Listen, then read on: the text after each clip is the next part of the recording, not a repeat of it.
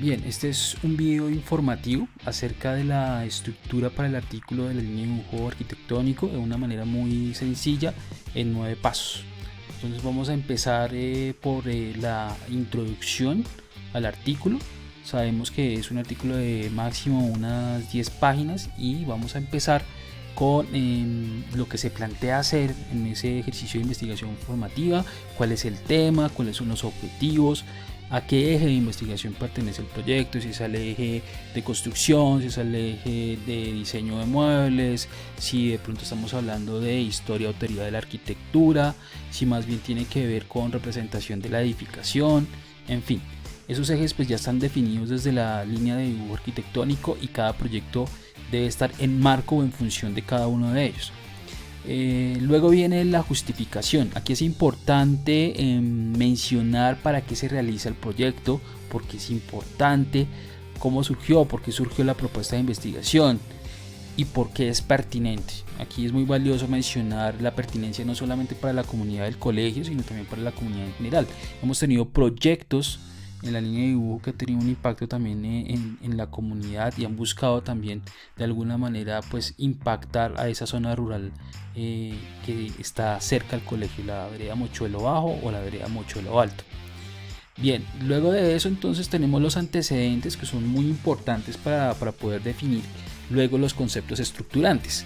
Aquí damos cuenta de los artículos o los libros que se consultaron, que pueden ser nacionales o internacionales. Como este es un ejercicio ya de investigación formativa, en donde uno tiene que ser un poco más riguroso que lo que ha hecho antes, pues se sugiere que sean textos consultados de fuentes, digamos, académicas, rigurosas, como libros de arquitectura, como revistas especializadas, cuestiones serias de investigación, no solamente Wikipedia y copiar y pegar, de eso no se trata, ¿sí? Entonces la búsqueda de antecedentes debe ser importante para poder determinar de allí, después de esa lectura de los antecedentes, qué conceptos voy a incorporar en ese artículo. Entonces aquí pasamos ya a lo que viene como conceptos. ¿Qué conceptos desde la arquitectura se requieren para responder a la pregunta de investigación y cumplir con los objetivos? Entonces para eso hay que tener ya previo, como ustedes se dan cuenta, pues los antecedentes, y antes de los antecedentes pues el anteproyecto, lo que se realizó como pregunta de investigación, como objetivos específicos para poder entrar a definir esos conceptos estructurantes. De allí entonces pasamos al proceso metodológico, es decir, el cómo se va a realizar ese ejercicio de investigación formativa.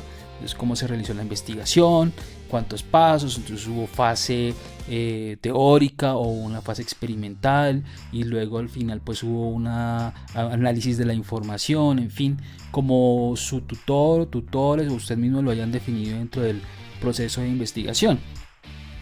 Se realizó de pronto un trabajo cualitativo, cuantitativo, eso a veces se menciona también en el desarrollo metodológico, y lo más importante pues cómo se desarrolló, cuáles fueron los pasos y esa metodología usada en esa investigación formativa.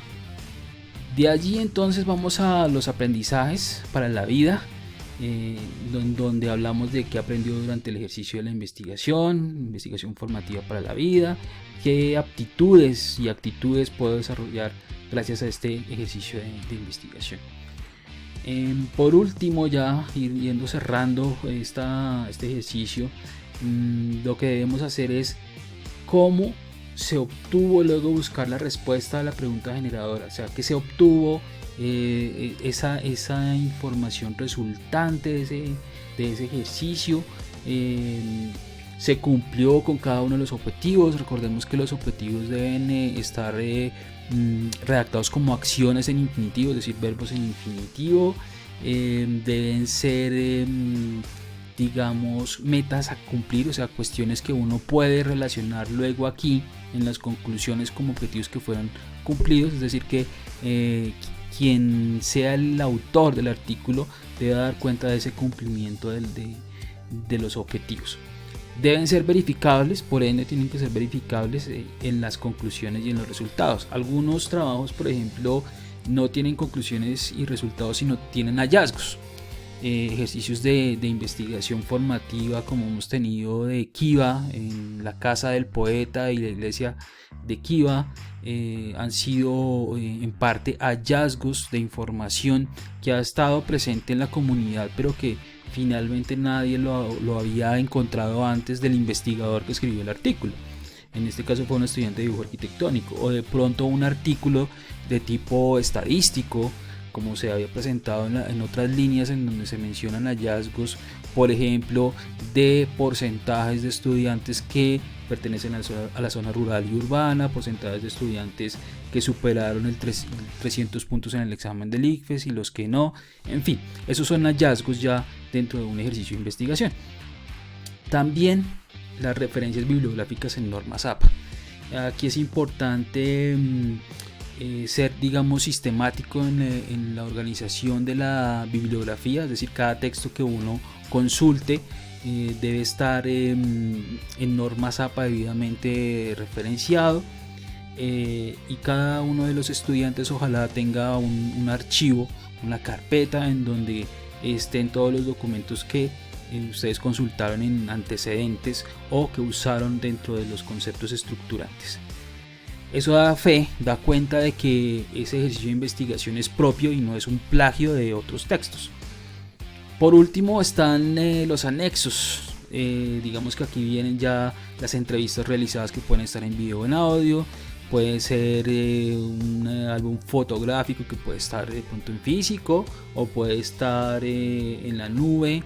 Si se tiene de pronto otro tipo de material audiovisual o de pronto una entrevista a nivel escrito, pues también la pueden anexar allí, y es muy importante ese tipo de anexos. Todo esto pues condensado en más o menos unas 10 páginas.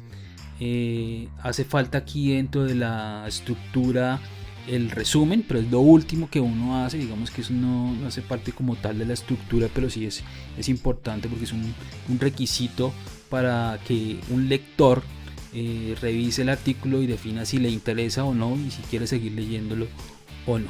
Bien, esta es la estructura del artículo en 9 pasos. Entonces ya sabemos, cualquier inquietud ya la podemos realizar por los canales que ya conocemos. Muchas gracias.